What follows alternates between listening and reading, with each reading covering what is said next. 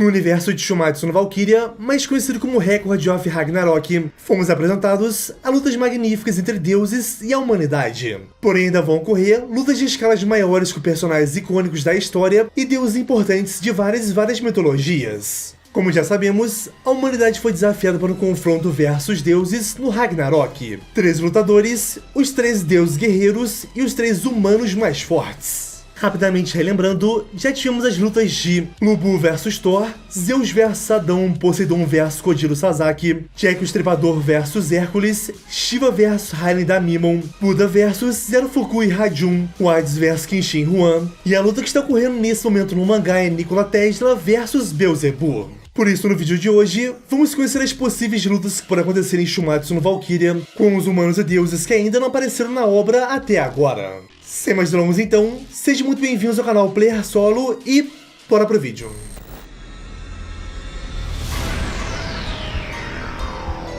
Vamos dar início com Apolo vs Simohaia.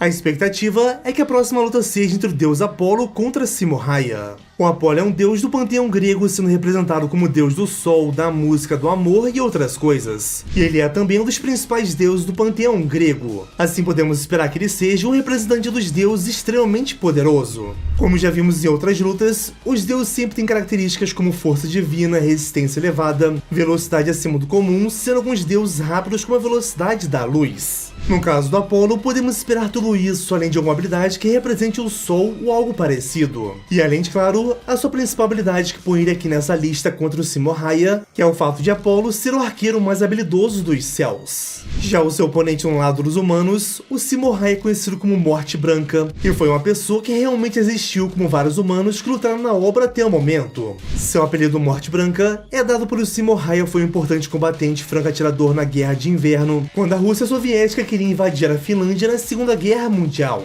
Simohaia usava uma camuflagem para se esconder na neve e assim conseguia posições letais para seus tiros, chegando a impressionantes mais de 500 mortes confirmadas. Ou seja, podemos esperar algumas habilidades que envolvam um rifle sniper. E assim vamos ter uma luta de atiradores extremamente épica em Shumatsu no Valkyria. O sniper mais mortal dos humanos versus o arqueiro mais habilidoso dos céus.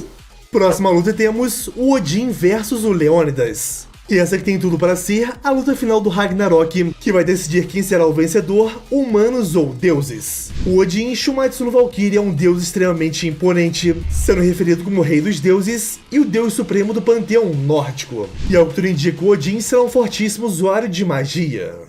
Já o seu adversário pode ser ninguém mais ninguém menos que o rei de Esparta, Leônidas, o grande guerreiro que ficou conhecido por comandar os espartanos com mão de ferro. Sua força e sua glória ecoaram durante gerações e gerações. E essa teria tudo para ser a melhor luta do Ragnarok, uma luta suprema de reis.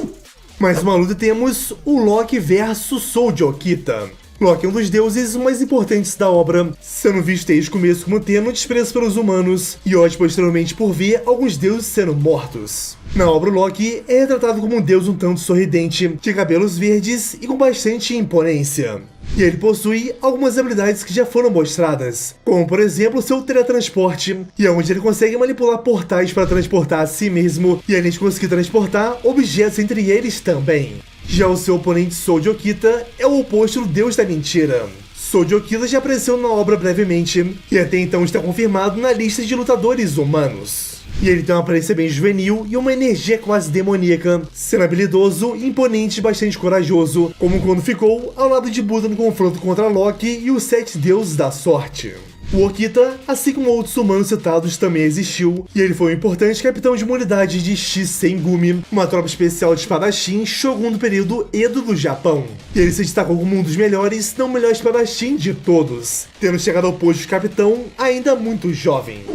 Próximo temos o Anubis versus o Nostradamus. O Anubis é um deus do panteão egípcio que representava o deus da morte. Vale ressaltar que, apesar de ser considerado um deus da morte, o Anubis não era visto como um deus cruel ou ruim. Ser considerado um deus da morte era um título que se adequava ao Anubis, pois ele guiava os mortos para o além, em outras palavras, ele mostrava o caminho da vida após a morte, sempre sendo mostrado na mitologia egípcia como um humano com cabeça de chacal. Podemos esperar que esse visual se mantenha fiel na obra de Shumatsu no Valkyria e seja extremamente extremamente épico. Infelizmente, não há informações sobre o Anubis na obra até o momento, visto que ele sequer nem apareceu ainda.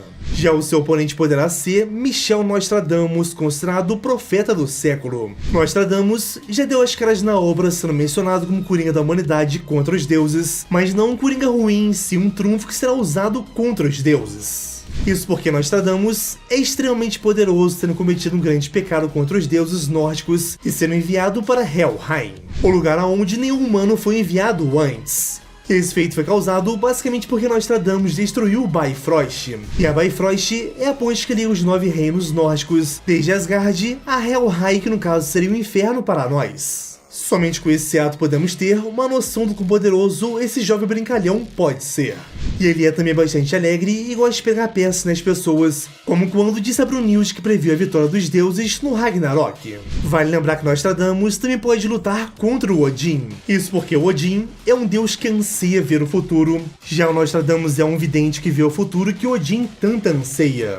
E além de ter também toda essa treta de deuses nórdicos versus Nostradamus. E o Odin é o deus supremo do panteão nórdico. Dá pra citar o Anubis lutando contra o Rasputin também. O Rasputin era conhecido como um humano que fugia da morte, já o Anubis é o próprio deus da morte. Próximos da lista temos o Sakata Gintoki versus Susanoo. Susanoo é um dos deuses mais famosos que existem no Japão, e ele é conhecido como deus da tempestade ou dos mares. E é o irmão da deusa Amaterasu, que é a deusa do sol. Segundo a mitologia japonesa, os dois são filhos de deuses celestiais Izanagi e Izanami, criadores do arquipélago japonês de uma infinidade de deuses e todos os seres vivos da Terra.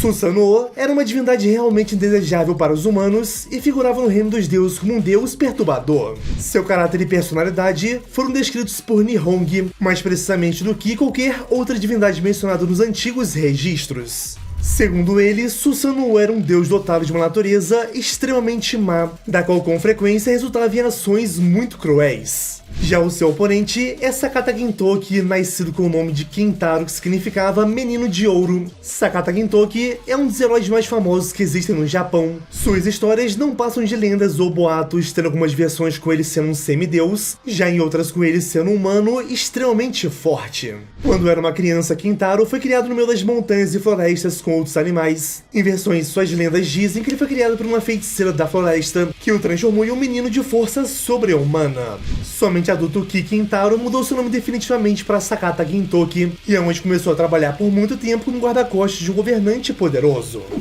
Para finalizarmos, temos o Rasputin contra a deusa Afrodite. Grigori Yefimovich Rasputin foi um místico russo e autoproclamado homem santo que se aproximou da família César Nicolau II e tornou-se uma figura politicamente influente no final do período imperial russo.